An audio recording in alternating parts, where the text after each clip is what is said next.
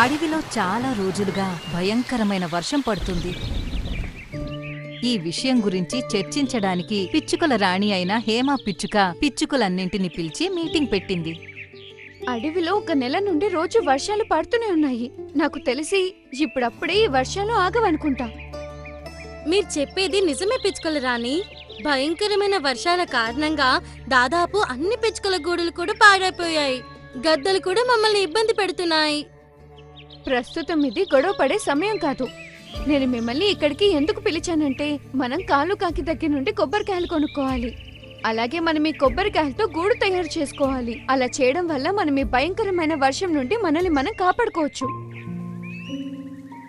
హేమా పిచ్చుక మాట విని పిచ్చుకలన్నీ కాకి షాప్ దగ్గరకు చేరుకున్నాయి.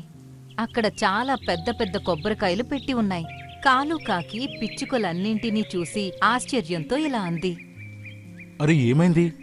ఈరోజు నా షాప్కి ఇన్ని పిచ్చుకలు ఒకేసారి వచ్చాయి. అంతా బానే ఉంది కదా? మేము నీ కొబ్బరి బొండాల ఇల్లులన్నీ కొనుక్కుంటాము. నేనిక్కడ ఉండేదే కొబ్బరికాయలు అమ్మడానికి. ఒకవేళ మీ దగ్గర డబ్బులుంటే కొబ్బరికాయలు కొనుక్కోండి. పిచ్చుకలన్నీ కాకి షాప్ నుండి తమ తమ గూడు కట్టుకోవడం కోసమని కొబ్బరికాయలు తీసుకుని వెళ్ళాయి.